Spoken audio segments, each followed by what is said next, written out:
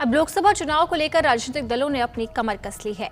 BJP से लेकर सपा और बीएसपी अपनी पूरी ताकत झोंक रहे हैं। वहीं पूर्वी उत्तर प्रदेश में अलग अलग जातियों के प्रभाव को देखते हुए पटेल, राजभर, निषाद बिरादरी की राजनीति करने वाले छोटे दलों को पहले ही एनडीए का हिस्सा बनाया जा चुका है। वहीं अब बीजेपी को एक और कामयाबी हाथ लगी है।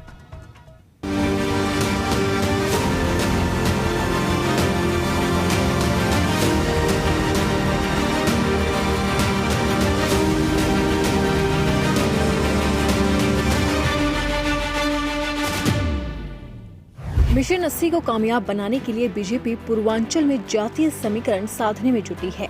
पूर्वी उत्तर प्रदेश में अलग अलग जातियों के प्रभाव को देखते हुए पटेल, राजभर, निषाद बिरादरी की राजनीति करने वाले छोटे दलों को पहले ही एनडीए का हिस्सा बनाया जा चुका है।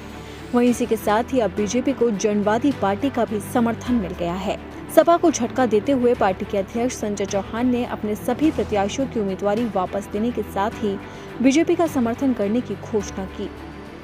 लोनिया चौहान बिरादरी की राजनीति करने वाले चौहान ने वाराणसी में बीजेपी के प्रदेश अध्यक्ष भूपेंद्र सिंह चौधरी को समर्थन देने संबंधी पत्र सौंपा। प्रदेश में लगभग 40 लाख लोनिया चौहान बिरादरी के मतदाता माने जाते हैं।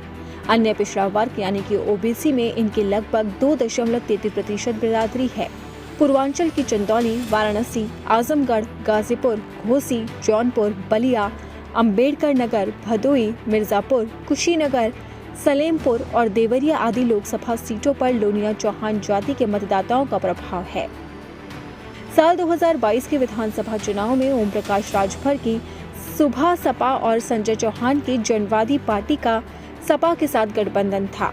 माना जाता है कि इन दोनों के साथ के कारण ही सपा को अंबेडकर नगर, आजमगढ़, बलिया, मऊ, गाजीपुर, भदोई और कुशीनगर में फायदा हुआ था। आपको बता दें कि सपा की सरकार न बनने के बाद अखिलेश का साथ छोड़ ओम प्रकाश राजभर ने बीजेपी का दामन थाम लिया। अपना दल एस निषाद पार्टी के साथ ही सुभा सपा अब एनडीए में शामिल है।